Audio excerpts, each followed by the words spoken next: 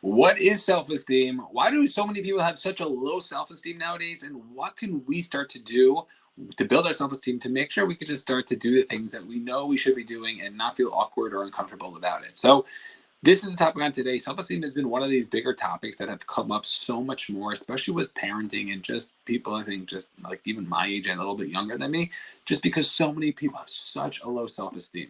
And if we don't know what it is and we don't know how to really fix it, so then our self-esteem is probably just going to continue to just plunge and go downwards. And what we have to realize is that self-esteem is so important because there's so many opportunities that people miss out on just because they have such a low self-esteem. They can pull themselves up to go do something, can't take themselves in order to just make things happen in their own life. And if we could just start to recognize where we could start from, what we can do, that could change everything for us. So to just start out, what is self-esteem in the first place? So the way that I like to break it up is that there's self-esteem, there's confidence, and there's also self-worth. And those are all three different things. I was recently on a podcast and we were talking about confidence, and somebody else started talking about something in their definition of confidence. And I, just for me personally, the way that I explained confidence was very different because I thought they were talking about self-esteem. So then I told them that, like, hey, this is what I think self-esteem is, and there's also self-worth. And once you start to break things up, then I think it really just gives a different perspective in terms of what's really happening.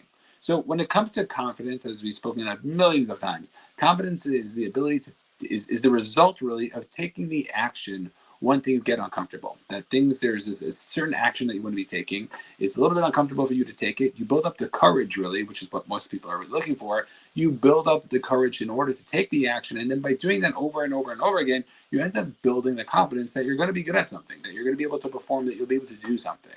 The results are really not in our hands, but the way we show up is many times in our hands. That is all about confidence. Self-worth is the ability of just recognizing that regardless of what's happening on the exterior, I love myself. I believe in myself. I myself am a great person. I don't care what anybody else says to me. I don't care how anybody else talks to me. But regardless, I am the person, and that really is the only thing that really matters to me. The last one of self-esteem, which we're going to talk about a lot tonight, is the idea that we ourselves are going to really believe and trust in ourselves based on other things that are happening in our lives, other things that we have done in our lives that are proved to ourselves that we can take certain actions. And what's interesting about self-esteem is that based on sort of your accomplishments or the view of your accomplishments, really, you are going to have a higher or lower self-esteem. And it's something that is so important because many times people think and they get these all three of these confused and they think that they're coming in with self-esteem, but really it's their confidence, lack of confidence, or maybe it's the lack of self-worth. And not realizing that a lot of times, what I'm saying, out of all the other ones, it's really the exterior achievements that we have had that build our self-esteem. But what's interesting is just because you have lots of exterior achievements, if you don't perceive them as achievements, so then all that's going to happen is that you're going to still have a lower self-esteem. There's somebody I know who does a lot. He has a lot of accomplishments under his belt that the normal person doesn't really have. I'm sure the other high performers who have even higher accomplishments than this person, but he has like done a bunch of different things. And what's interesting is that he doesn't view it as success. He doesn't view it as something that he is like proud of himself. And because of that, he has a lower self-esteem. And that's the interesting part. So there's two aspects to it. There's the practical aspect of what action are we going to be taking. And then what we have to talk about is how can we, regardless of the action we're taking, how can we view ourselves with somebody with higher self-esteem? But now that we know that self-esteem is really going to be based on the view we have on ourselves, based on the exterior achievements, based on how many different areas we're confident in, so then all of a sudden we can start to understand what we need to do.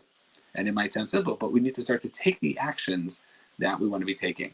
And this was like Sarah's problem. You see, Sarah was a client of mine who just wanted to be able to do so much. She wanted to be able to raise her hand. She wanted to be able to join certain communities of different people in business. And she wasn't able to because she had such a low self-esteem. She didn't think that she was worthy of being able to do it.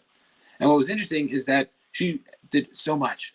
She had so much possibility and she really just held herself back. But because she had such low self-esteem, she really missed the boat on so many different areas. And even when people would invite her, she would say, no, that's not me.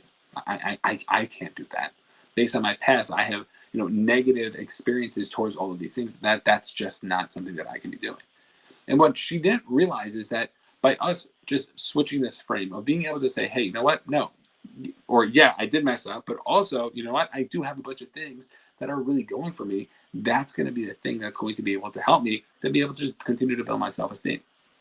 And what's interesting is that our self-esteem can be built from so many different angles. So yes, we might have a higher self-esteem in certain areas of our life, but also recognizing that when we are building our self-esteem, it's all really connected. So if we could have a higher self-esteem in one area of our life, it could many times overflow into other areas of our life as well. And that's why I tell my clients to just start picking an area that you are going to be good at, something that you really want to be doing, and let's work in that specific area. And what's interesting is that a lot of times, a lot of people that I speak to, they want to start waking up earlier. Whether they're waking up at 9 o'clock right now, and they want to wake up at 7 o'clock, or whether they're waking up at 7 o'clock and they want to wake up at 5 o'clock, whatever it is that they're trying to do, they have to understand that they want to be able to continue to build their self-esteem if they can make a commitment to themselves and they can keep the commitment to themselves. That's going to just raise the bar of their self-esteem. How many times have you said you were going to do something and then you didn't do it, and then you just felt like garbage that you didn't do it? Right? All the times that I do snooze and I don't get out of bed, which I almost did this morning, and I didn't do this morning. I was really proud of myself, and I'm allowed to be proud of myself, because when I am proud of myself, when I know I had that struggle and yes, I achieved it, that's going to be the thing that is going to help me build my self-esteem. And it's really just a perspective that we're having. So what is the thing that you're going through? What are these specific areas that you are working on that are only by you accomplishing them are going to raise your self-esteem? And many times it could be in business, like how many calls do I want to be making? There's a guy I'm working on with sales. We're trying to figure out how many calls does he have to be making a day. And I'm pushing him. You got to make a lot of calls. You got to make a lot of calls. And he's not committing to it. He's not fully committed to it. And he's just hurting himself. And on the one hand, you might say, well, lower the standard, Bennett. But on the other hand, if you want to get a certain result, you need to be taking certain actions. And I think most people, I know most people aren't going to be taking action. Most people don't really want to change. They say they want to change, but they don't really want to put in the work that they want to change. And that's something that's unfortunate. And honestly, they're just being a little bit delusional in terms of the things that they want, because they're not willing to put in the work. They don't even understand what work is necessary, because they don't even realize how other people got there. They think that there's like a shortcut that they can just circumvent in order to achieve the results. But then once they have the results, even if they get the results that way, they're not going to be able to keep them because they haven't done the work to be able to build them there.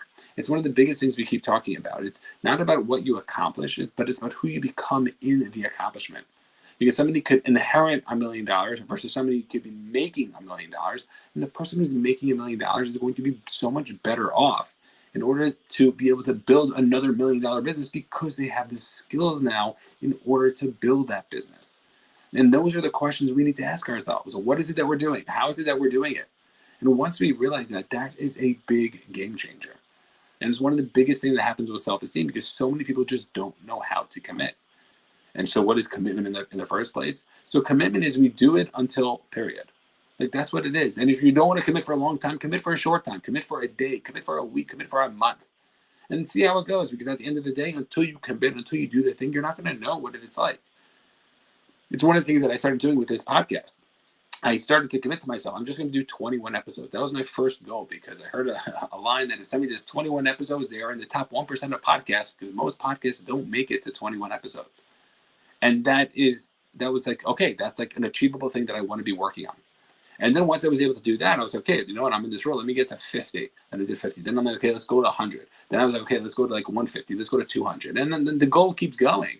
But my original commitment was not going to be, let me do X amount of podcasts. It was going to be, let me just do 21. That was it. And they're all short. And in the beginning, they were even shorter because I was like nervous I wouldn't have anything to talk about. But by hitting those specific goals, I build my self-esteem, and then I allow myself to take it to the next level. So what is that thing that you know you want to be doing?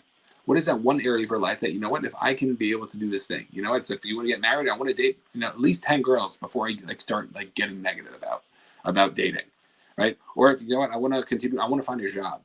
And you're looking to find a job, and then all of a sudden, you know, you don't give yourself like a time. You like end up doing some research, and then you just give up.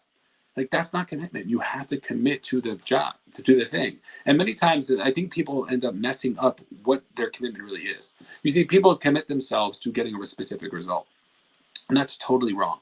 Okay, so if this is like goal setting, if you have not heard of like the idea of goal setting, and this is something that was such an eye-opener, it made so much sense to me when I heard it for the first time. But when we are setting goals for ourselves, the goal is not the result that we're looking for. So, for example, it's in the way that I think it's very easy to understand. If somebody wants to get 1 million subscribers on their YouTube channel, for example, so the goal isn't 1 million subscribers, because you can't control the result of other people.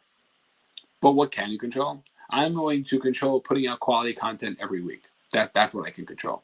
And then you can literally break it down to smaller things. I'm going to just record one video a week. And once you do that, then you have the ability to be able to say, you know what, this is my goal. This is what I'm going to be able to commit to. Because for you to commit to getting 1 million subscribers, that is just ridiculous because you have zero control over that. But by you saying I'm going to commit to making one video a week and over the next 5 years, you know what, it makes sense that, okay, I might have 1 million subscribers by then all of a sudden that's something that you can start to do. So these are all the different areas that we have to start to realize in our own personal lives. Like, what is it that we're committing to? How is it that we're going to be setting our goals? What is it that we want to be doing to make sure that we can hit our goals? So don't commit to a goal of getting a six-pack. Commit to the goal that I'm going to go to the gym 3 times a week, or I'm going to do crunches every day. I'm going to do 100 crunches a day for the next 30 days. That's my commitment. Right? That's the commitment that we're looking for. So make sure you don't trick yourself up, because so many people mess themselves up just by before they even start. They're setting themselves up. It's like somebody who's trying to go on a diet and their favorite food is ice cream, and they end up buying ice cream and putting it in the freezer. Like, that is just a terrible strategy. So we have to understand that for ourselves when we are looking to commit to something. What is it that we're doing? And by us committing and by us taking that action, all that happens is that we end up working ourselves up. We end up building our self-esteem. Because if I know that I'm good at working out, and if I know I'm good at my business, and I'm taking the action, I'm doing all the things I need to be doing, and I know that I'm good with my relationships that I'm working on, do you not think I'm going to feel like $1 million because all the things in my life that I say I want to be doing, I want to be doing? And all of a sudden, my self-esteem is just higher. Look at people with low self-esteem. How many areas of their life, their buckets in their life, are they really, like, not even succeeding in terms of like the world, but succeeding in terms of like themselves?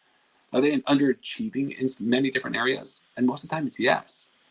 So we need to ask ourselves, what are the things we want to be doing? What are the basic things? Don't even go crazy that you need to wake up at 4 a.m. Like, I just want to wake up at a normal time. I want to wake up at 7:30. Right? For most people, that is usually, for most working people, that's usually a little bit late. Especially if you have kids, that's extremely late because your kids usually wake up before then. But like, give yourself a time that you can wake up. That's not crazy. Maybe it's 8 o'clock, whatever it might be. But give yourself a time that, no matter what, I'm going to get up by this time.